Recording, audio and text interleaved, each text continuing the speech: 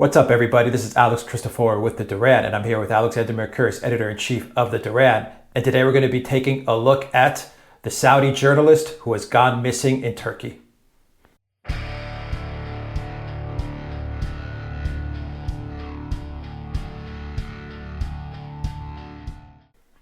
Alexander, we have the journalist Khashoggi.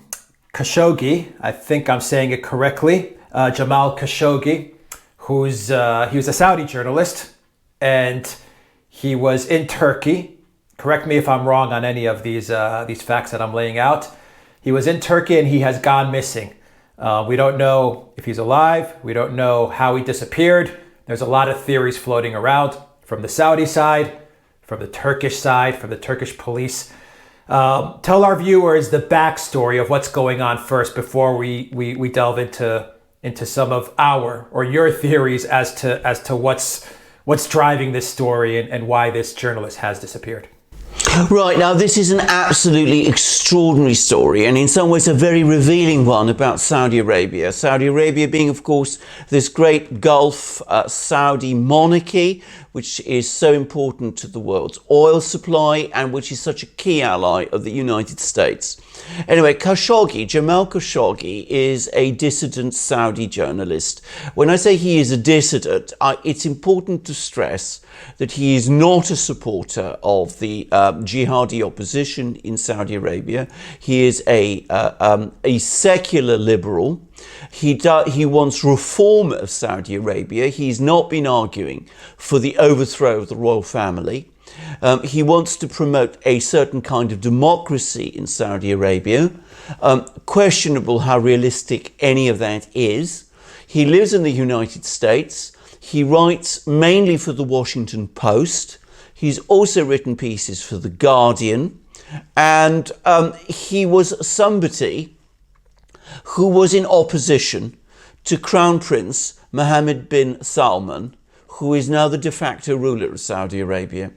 Now, he had self-exiled because he'd made these criticisms of the Saudi government and specifically of Crown Prince Mohammed bin Salman. But he was also going to get married. And in order to get married, he apparently needed some kind of a marriage license from the Saudi authorities to marry legally as a Saudi citizen. So he agreed with the Saudi authorities that he would go to the Saudi consulate in Istanbul in Turkey, where he would be provided with this license. He went there with his fiancée. His fiancée remained outside a room which he entered in the consulate, and this was some days ago, and he's never been seen since. Now, the Saudis say that he left the consulate safely, and if he's disappeared, it has nothing to do with them. The Turkish authorities, far more worryingly, say that he is dead. They say that he entered the consulate, that he was killed there by a squad of hit people sent from Saudi Arabia, 15 people apparently, who the Turkish authorities say came to kill him. And the story we're getting out of Turkey, out of the Turkish authorities, is that he was first tortured and then killed, and then his body was cut up into pieces and removed from the consulate piece by piece, so that when the Turkish police entered the consulate with the Saudi permission and searched it, they were unable to find any trace of his body. So this is an extraordinary story and a very worrying one. We can't say definitely where the truth is, but there is one thing which is indisputable, and that is that he appears to have disappeared. Why? Could you give any insight as to why you believe the Turkish police would say such a thing? Do they know something, perhaps, so that they're hinting that this happens? Because I mean, that's a pretty heavy claim that they're making. It's an extraordinary claim, and can I say that President Erdogan of Turkey has just recently appeared to give it credence. He has said that it is for the Saudis now to prove that Khashoggi is alive, which is an extraordinary thing to say, and which does really seem to point the finger at the Saudis. Now, I think that the Turkish authorities have been keeping an eye on the Saudi consulate fairly carefully for some time, and I suspect that they probably have inside information which leads them to say this. Now, the point to understand about Saudi Arabia and Turkey is that the Saudis and the Turks are on opposite sides in one of these perennial feuds that are racking the Arab world and the Middle East and the Muslim world. Saudi Arabia, as we all know, is a Wahhabi monarchy. It takes a stance on this very austere, extreme form of Islam. Now, surprising as it may be to some people, it is also very antagonistic to another variant of Sunni sectarianism, which is the Muslim Brotherhood. The Muslim Brotherhood is an organization which began in Egypt, but which also has branches in Syria and in other Muslim countries, and which is antagonistic to the Saudis, and which is very close to Saudi Arabia's enemy, which is Qatar. Qatar is a close friend of Turkey, and Turkey is a close friend of the Muslim Brotherhood. So there is this tension between Saudi Arabia and Turkey over the question of the Muslim Brotherhood, and that has led to Turkey and Saudi Arabia becoming, to a great extent, antagonistic towards each other. So that is why the Turks and the Saudis, at this particular juncture in their respective histories, are not friends. Yeah, which, I mean, as we know, about 6 months back, I'm not sure the time frame, but we know that Turkey did come to Qatar's aid when Saudi Arabia was forming a blockade against Qatar, when they had a row between Saudi Arabia and Qatar. So I guess there is a history of disputes between Turkey and Saudi Arabia. And how does this exacerbate those disputes, Alexander? I mean, if he turns up alive, what happens? If he turns up murdered, I mean, what happens? Take both scenarios. Right, let's. I mean, first of all, if he turns up alive, I think there will be an effort around the world to try and close this story down as quickly as they can. But of course, Turkey and Saudi Arabia are now on a collision course. You say that Turkey came to Qatar's rescue. Turkey didn't just come to Qatar's rescue; it actually sent troops to Qatar, and apparently, the presence of those Turkish troops deterred what was intended to be a Saudi military invasion of Qatar. So it got that poisonous. And of course, Turkey has also sided with Saudi Arabia's enemy, Iran, which also backs Qatar. So you have this very complicated web of things. But I said, if Khashoggi appears alive, the Turks will have to apologise and eat humble pie, but I think this whole thing will be buried. If Khashoggi doesn't turn up alive and the conclusion begins to crystallise that he's dead, and if that happens, I'm afraid most people will assume that the Saudis did indeed kill him, then I'm afraid that is going to look very bad for Saudi Arabia and for its ruler, Crown Prince Mohammed bin Salman, who has represented himself to the world as a great reformer who wants to ease up Saudi Arabia and modernize it and reform it in some way. And I'm afraid many people were very skeptical about this.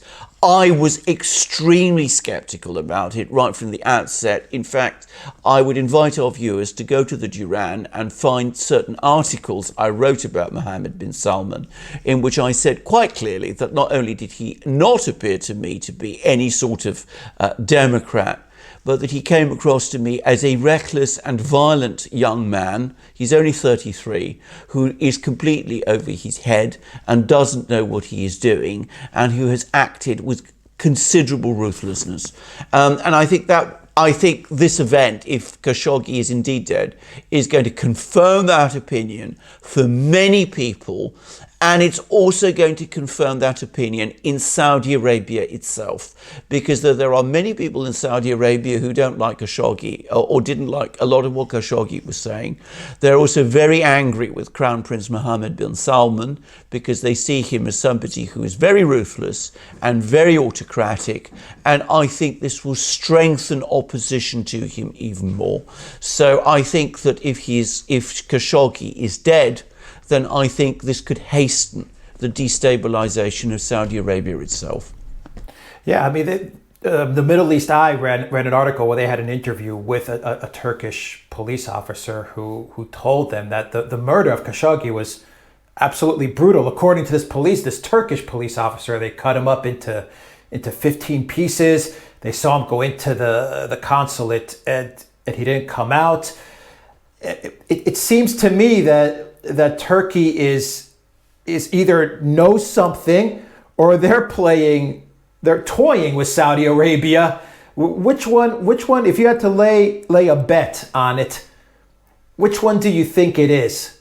Do you think they know something, or are they toying with Saudi Arabia here? I think they do know something. I don't think the Turks would want to take on Saudi Arabia in that way if they didn't know something about what was going on. I mean, Turkey is in a very difficult economic situation at the moment. The lira has fallen. They've got enormous amounts of debts. I don't think they want to make their relations with Saudi Arabia even worse than they already are. So I don't think they would invent a story like this. I'm sure that they wouldn't, in fact. I think on balance, they must have some information, probably coming out of the Saudi consulate. And I'm afraid this is consistent with a lot of the way in which Saudi Arabia and the Saudi security and intelligence agencies have acted in the past. They are extremely ruthless people, indeed very violent people. And I would not be surprised if it was true. And I suspect that the Turks do have some information which points to it being true. Very quickly, Alexander, you mentioned that Khashoggi is did you say he's a U.S. citizen? Or he's... No, I don't think he's a US citizen, but he is a US resident, and he has many connections in the US. And of course, he writes for the Washington Post. Now, of course, the US is this great friend and ally of Saudi Arabia. Donald Trump said just a few days ago, at an election meeting that, without the help of the US, Saudi Arabia would collapse within 2 weeks. It would be defenseless. And by the way, he's right. It's probably true. I mean, maybe not in 2 weeks, but very quickly. So, the fact that Khashoggi has been targeted in this way, despite the fact that he is to some extent a person with US connections, shows how reckless Mohammed bin Faisal and his officials have become. I say that because even if Khashoggi isn't dead, my own personal view is that the Saudis must have had some role in engineering his disappearance. And if he's not dead, he's probably in Saudi Arabia now. Wow. And if he's in Saudi Arabia, are we ever going to find him? or is he going to remain disappeared for... Well, I think he could... if he's in Saudi Arabia, he might be killed there. Be realistic about it, but he could also be put in a prison. I don't think we'll see him again. That's the truth of it. Personally, I'll be frank. I think he is dead. I think that is the explanation that is most consistent with the known facts. If he was alive, I think the Saudis would have produced him, and the Saudis have a history of making their opponents disappear. So it is an extraordinary story. Incredible story. How quickly do you think this will resolve? Real quick. Do you think I don't think it'll resolve. I don't think we'll find out soon. I think the way it's been done, it'll be kept secret. I think what will probably happen is that this story will, to some extent, ebb away because there's no great power interest in bringing it out into the open even further. But I think it is a further sign of how unstable the situation within Saudi Arabia is becoming. And Saudi Arabia is a place to watch and keep an eye on, because a regime that behaves in this way is clearly not one that feels very secure. Alexander Mercouris, Editor-in-Chief of the Duran. Thank you very much. Guys, if you like this video, click on the subscribe button down below and click on the notifications bell to get notifications every time we push out a new video. And pick up a t-shirt, help support the Duran. And also down in the description box below, you'll find our Patreon and PayPal pages. Please donate. It helps us to broadcast videos like this. Alexander Mercouris, Editor-in-Chief of the Duran. Thank you very much. Until next time, take care.